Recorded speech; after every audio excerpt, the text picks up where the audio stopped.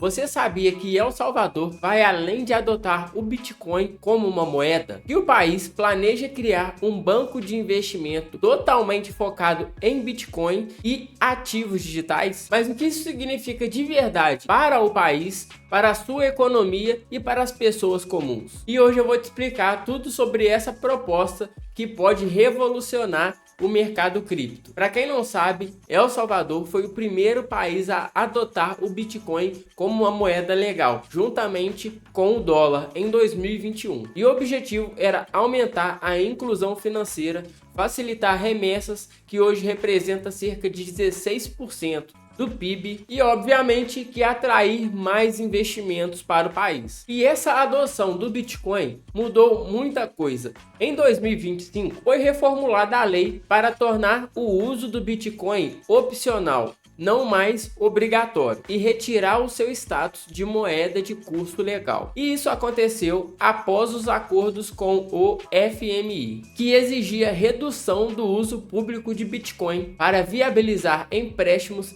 e reabilitar a credibilidade financeira. Já em 2024, o governo propôs a criação de um banco de investimento privado, que a sigla é BPI, autorizado a operar em dólar e também em Bitcoin, oferecendo serviços financeiros especializados para investidores sofisticados. E a lei de banco de investimentos, aprovada em 2025, autorizou instituições financeiras a manterem o Bitcoin, emitir ativos digitais e oferecerem esse serviço com licença PSAD, que significa Provedor de Serviços de Ativos Digitais. O foco é atrair capital estrangeiro e fortalecer El Salvador como um hub cripto global. Mas o que seria um banco de Bitcoin? Imagina um banco convencional e, além do dólar, ele também lida com o Bitcoin, mas para apenas clientes avançados, com pelo menos 250 mil dólares em ativo. E as funções possíveis desse banco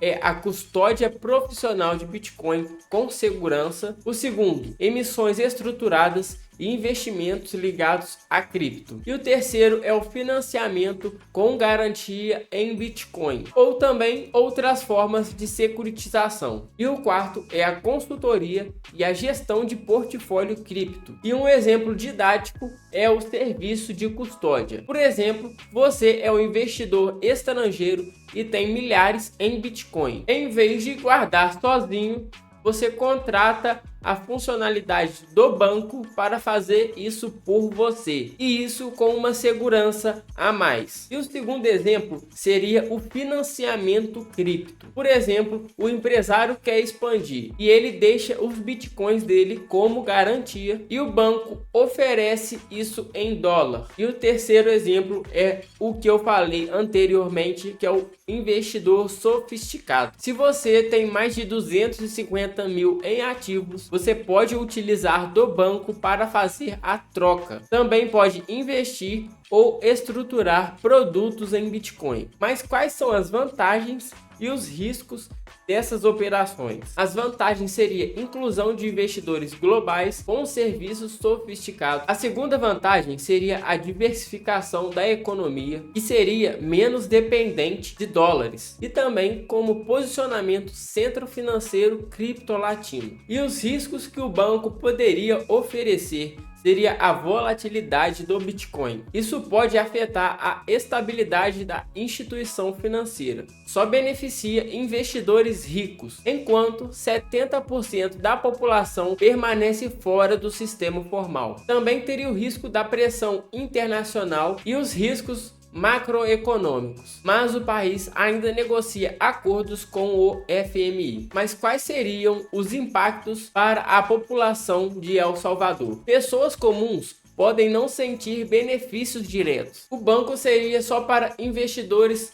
sofisticados e não para uma população de classe média ou baixa. Porém, isso pode haver efeitos colaterais positivos, como mais empregos no setor financeiro e o fortalecimento da economia. O país ele continua ajustando a sua estratégia, O Bitcoin agora é opcional. E a conclusão que dá para tirar desse assunto é que El Salvador quer ir além da simples adoção do Bitcoin como uma moeda legal no país. Ele está criando uma estrutura financeira sofisticada voltada ao mercado cripto. E isso pode posicionar o país como pioneiro em finanças digitais. Mas levanta questões de quem realmente se beneficia e também os riscos envolvidos, levando em consideração que esse vídeo é somente um assunto autoexplicativo para você ganhar mais conhecimento. E o Bitcoin, você não precisa